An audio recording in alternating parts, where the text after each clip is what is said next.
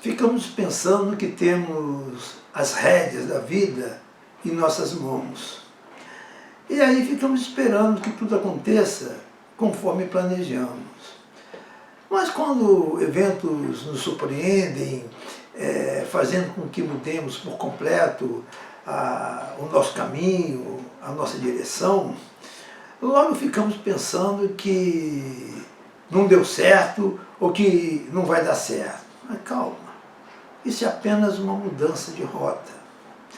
Isso acontece porque a vida não foi feita para ser planejada pelo homem. Ela foi feita para ser vivida pelo homem. Então é uma coisa muito diferente.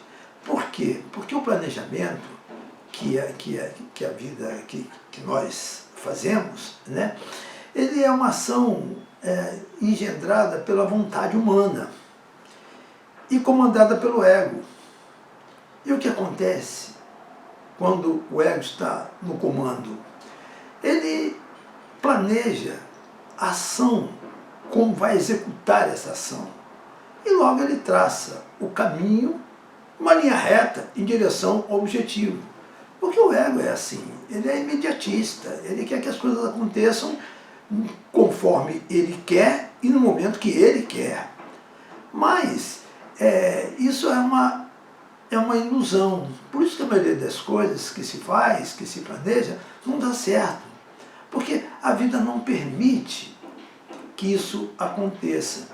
Porque a vida, ela tem o seu próprio caminho, ela tem os seus próprios desígnios, né? E tanto isso é verdade, que nós vivenciamos inúmeros eventos durante o nosso dia a dia, porque, e das mais diferentes ordens, né? Exatamente para deixar o ego desconcertado.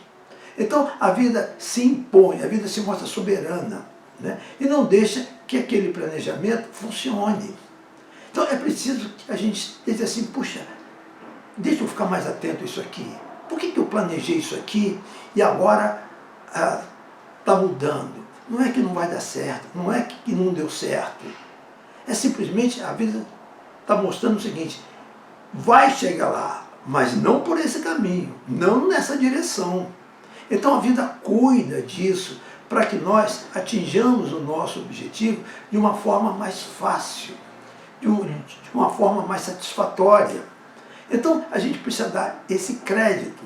Por quê? Porque a vida, a palavra vida, encontrada várias vezes na Bíblia, é um dos sinônimos para Deus, né?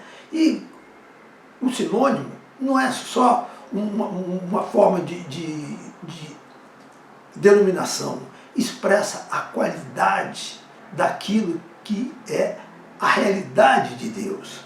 Então, a vida, sendo Deus, é Deus quem guia, não é o ego. A gente pode ser o ego, se a gente não reconhece essa força maior que vai comandar a vida, a gente entrega para o ego.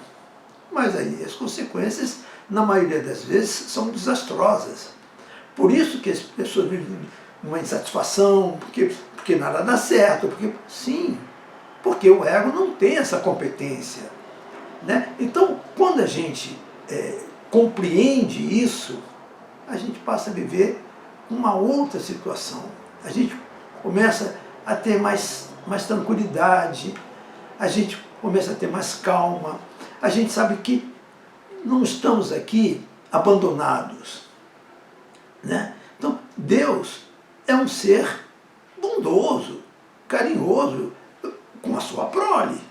Não jogou aqui, virou as costas e foi embora. Isso não existe, né? Por isso existe uma coisa chamada onipresença, ou seja, toda presença, em todo lugar, né? Então, nós nunca estamos sozinhos, nós estamos sempre acompanhados, né? Cuidados, isso é muito importante, né? Então, quando a gente tem essa visão mais ampliada, né? E uma audição mais atenta, a gente consegue perceber que essa beleza está aqui, disponível para a gente. Então a gente não precisa viver de uma forma amargurada, insatisfeita, amargurada. Não há necessidade disso. Mas é preciso que façamos a nossa parte, que é o quê? Colocar a nossa receptividade à disposição da vida. É preciso confiar nisso. Einstein foi uma pessoa assim, muito maravilhosa, além do cientista excepcional que foi. Um grande professor nosso aqui, o professor Alberto Holden, né?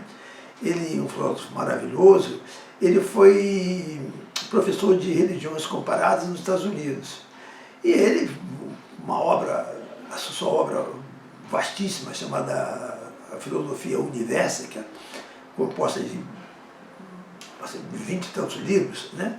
Eu tenho toda essa obra dele, estudei muito o professor Holden, estudo, né? E o professor Holden, ele foi à Alemanha entrevistar o Einstein. Inclusive, ele escreveu uma biografia do Einstein. E aí o que acontece? Ele ficou realmente surpreendido com a pessoa do Einstein, que além do cientista maravilhoso, ele era extremamente cristão. Então o Einstein, ele tinha ele conseguiu uma consonância entre a ciência dele e a espiritualidade. Então é um ser realmente excepcional, porque ele conseguiu universalizar, o nome é esse, dada a filosofia dele, né? A ciência e a teologia e a espiritualidade. Então o Einstein disse o seguinte: eu quero conhecer os pensamentos de Deus, o resto é detalhe. Por quê? Ele, na realidade, isso é uma exortação para todos nós, para que compreendamos e conheçamos os pensamentos de Deus. Porque no momento em que a gente compreende isso, a gente vai ver que existe um plano da própria vida. Porque a vida é Deus, então Deus planeja a vida. E a Escritura diz que nele vivemos, nos movemos e existimos. Então não existe nada fora Deus, né? Quando a gente compreende a profundidade dessa assertiva. E aí o que acontece? É um plano para cada um de nós. A prova disso são os eventos.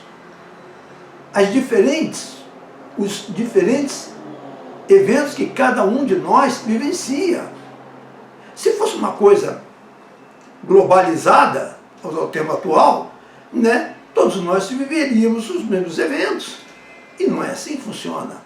Então, existe sim, né, um plano de vida para cada um de nós. E é esse plano de vida que temos que conhecer através de quê? Dos pensamentos de Deus. Porque nós somos filhos de Deus. Nós somos realidade, a nossa realidade é espiritual. Nós somos seres espirituais. Então, no momento que nós entendemos isso, nós não podemos deixar de lado a espiritualidade e achar que a nossa vida está separada da nossa origem. Isso não é inteligível, né? Então é preciso que a gente entenda que nós fazemos parte desse todo, né? E que esse todo cuida individualmente de cada um de nós. Se você gostou desse vídeo, deixe o seu like. Eu vou estar sempre aqui à disposição, sempre trazendo coisas interessantes, né, e muito eficazes, para que todos nós tenhamos uma vida mais gostosa, uma vida mais satisfatória, e assim nós vamos caminhando na nossa existência. Então, um grande abraço a todos e até o nosso próximo encontro.